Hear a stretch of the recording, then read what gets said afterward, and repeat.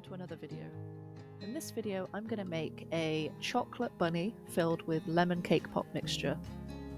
So if you ever wonder what to do with all those offcuts, why not give this a shot? Now most people take cake pop mixture and they make, understandably, cake pops or cakesicles or anything in that sort of vein. But seeing as Easter's just around the corner, I thought I'd give this a go instead. As you can see, I've got some offcuts from a cake I've just done. Now these are just lemon flavoured, and I'm just going to mash them up with a spatula until they're nice and broken up. And this is about the point at which I realise the spatula's not doing the job, so I'm just going to get my hands in there. Now you can also use a stand mixer to do this. In fact, I'd probably recommend it, especially if you don't want to get your hands greasy in cake. I just figured this was a better way to show you that you don't need fancy machinery to make cake pop mixture.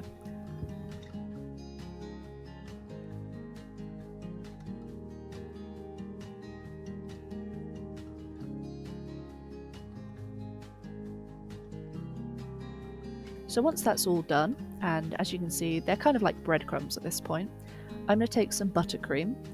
And I've just softened this a little bit in the microwave, and I'm going to mix this into my cake crumbs. Now, I kind of do this by feel. So as you can see, I haven't added enough buttercream to begin with, so it starts to clump, but it's not really going to hold itself together. I'm going to end up adding all of the buttercream in the little bowl on the left to this mixture, to the point at which the cake pop is kind of like a dough, held together by the fats of the buttercream. So as you can see, this is getting better, but it's still not quite at the consistency that I want, so I am just going to add the rest of my buttercream to this.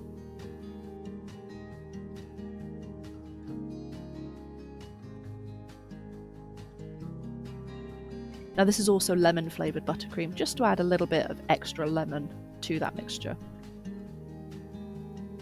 But of course you can use whatever flavour you like, whatever cake scraps you have. So as you can see, this is now really starting to clump together. This is what I would refer to as a good cake pop dough.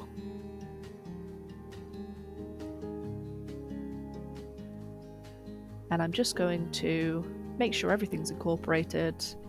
I don't want any lumps that don't have buttercream, and I don't want any chunks of buttercream that haven't been mixed in. And with that done, I'm going to put that to one side. Now this is some white chocolate compound, so this is pre-tempered chocolate. You can also use candy melts if you like. And I'm just going to fill this little bunny silicone mold that I've got. I believe I got these off of Amazon, so they're quite easy to find.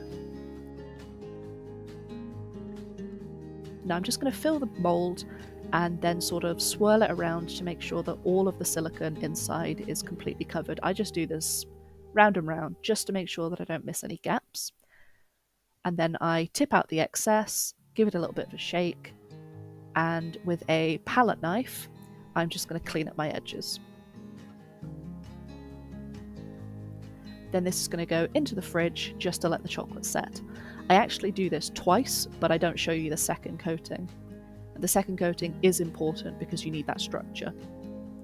So in these two bowls, I'm just going to put some candy melts of two different colours. So I've got yellow on the left, pink on the right, and these are going to go into the microwave until they're melted down. So as you can see, they're nice and melted. I didn't even have to add any Trex or anything to make these nice and smooth. These are just very runny.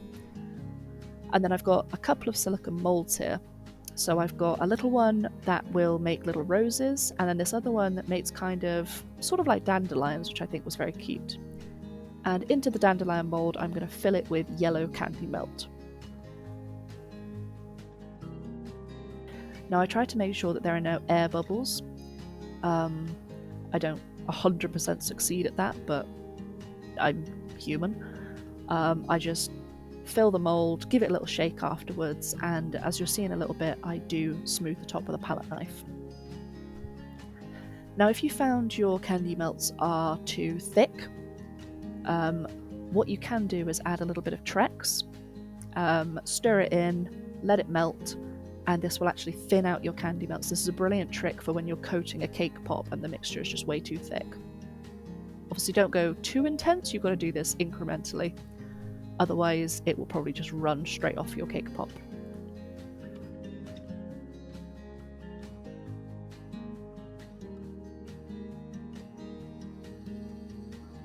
So here I am, just smoothing the top off with that palette knife, just making sure that each of the little molds is completely filled with candy melt, and then I'm actually going to pop these in the freezer until they're hardened.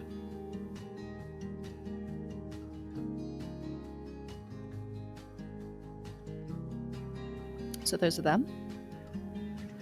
And with the rose, I'm actually going to fill these with some pink candy melt. Excuse that horrible little cut just there. My candy melts had actually re-solidified while I was doing the yellow one, so I had to remelt them. And just as with the yellow, I'm just going to completely fill these little holes with candy melt, smooth them off, pop them in the freezer afterwards.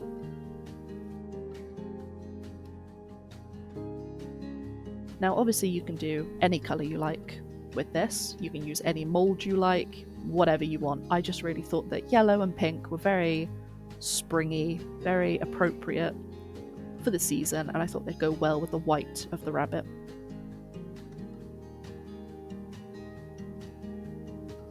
Now you don't have to get this completely smooth, I just want nice flat bottoms. Okay, so I completely lied. I do show the mould getting filled a second time. That's really good actually, because now I can show you that I really want that first layer of chocolate to be covered by the second layer. If you do just the one layer, when you go to demold this, it will probably crack, it will probably shatter, and you'll probably have to do this all over again. So always double line your chocolate molds. It's just not worth the hassle of doing it just the one time, just to save a bit of time.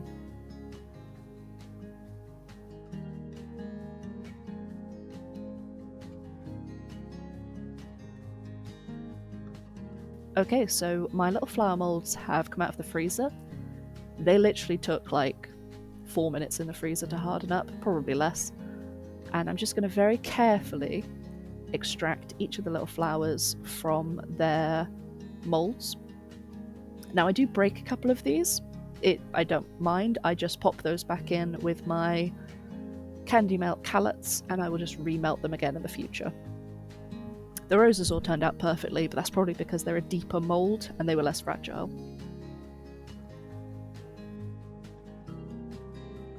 Great, so I've actually taken that yellow candy melt mixture and I've added a little bit of green food colouring to it, purely because I didn't have any green candy melt. And with that, I'm actually going to make a couple of leaves. So I try a couple of different sizes, a couple of different forms, a couple of different moulds, and I end up finding that these little maple leaf ones and the one on the grey silicone turn out the best. The one in the green silicone, they turn out a little bit too chunky. I don't end up using those. So now the shell of the bunny is completely hardened and solidified, I'm going to fill it with my cake pop mixture. Now I want to be really careful here that I don't press too hard and shatter the chocolate. At the end of the day, it is still a thin chocolate shell at this point, so be careful, pack it gently, and when you are filling it, don't fill it all the way to the top. You want to leave a few millimeters because that will be your chocolate base. Remember, you have to completely encapsulate this in chocolate, so you want to leave a little bit of room to pour some more chocolate in afterwards, smooth it off, and then your bunny will be completely encapsulated. So I've packed it all in, that's going to go into the freezer now, and once that's completely frozen, I'm going to take more of my melted white chocolate and cover the base of my bunny.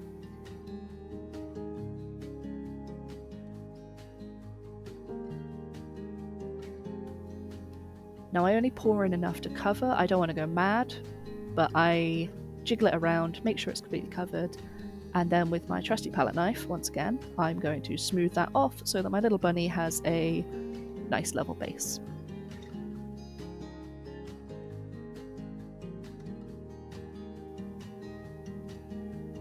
and back into the freezer.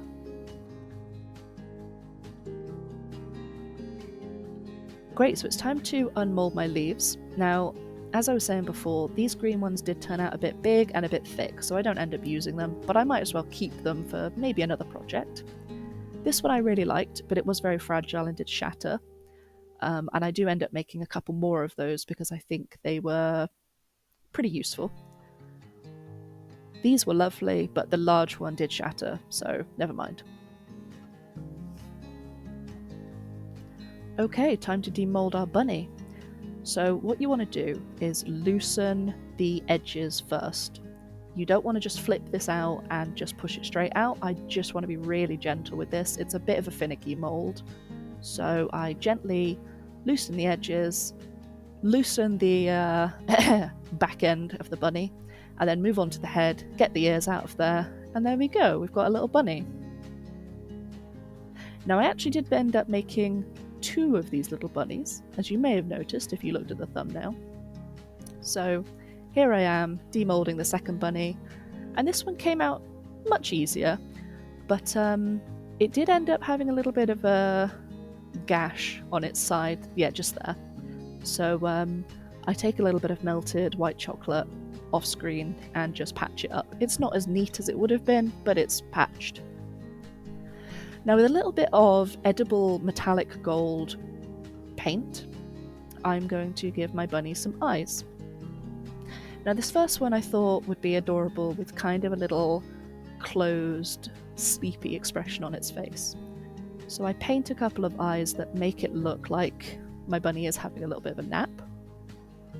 In the past I've also painted their noses in, using some pink. I've also painted the inside of their ears in. I've painted markings, I've used marbled colours of chocolate to give them markings. You can really do whatever you want with this. I even have a black edible marker that you could probably use to paint on their eyes quite easily. I just really wanted these ones to be gold because I'm obsessed with gold, frankly. Yeah, he's cute.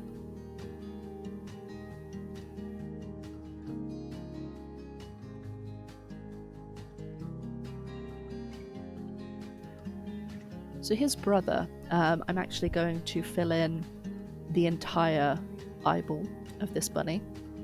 I didn't mind the sleeping expression, but I think I prefer this.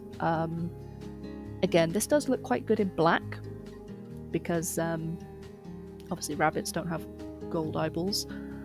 Very few things do. But I quite enjoyed how this turned out looking, and it gives them a little bit of personality. So side by side, they kind of look like they're different. You know, they belong to a pair, but they're different.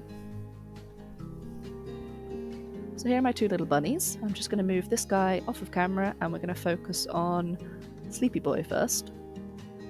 So I paint on a little bit of melted white chocolate. I end up actually not doing this with the rest of the decorations. I just paint the back of the decorations first.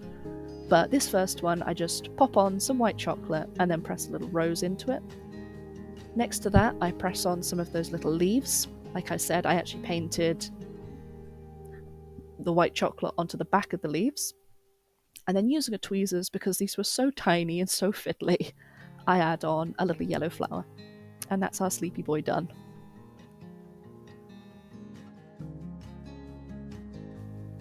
Time for his brother. So this guy is going to turn into more of a dandelion bunny.